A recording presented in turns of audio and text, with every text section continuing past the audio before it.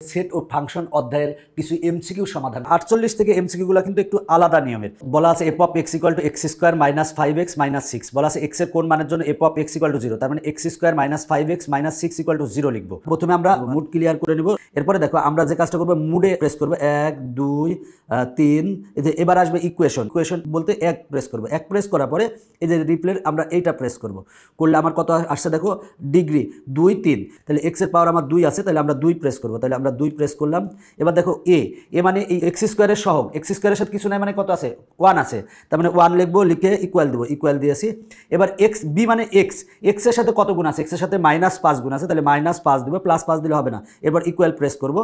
এরপরে দেখো সি এর ভ্যালু হবে হচ্ছে -6, এবার ইকুয়াল প্রেস করবো। করলে দেখো x1 এর মান হচ্ছে 6 আর x2 এর মান হচ্ছে -1, তার মানে 6 আর -1 হচ্ছে অ্যান্সার। এই অঙ্কটাও একই রকম, এই অঙ্কটাও একই রকম, এই অঙ্কটাও একই রকম।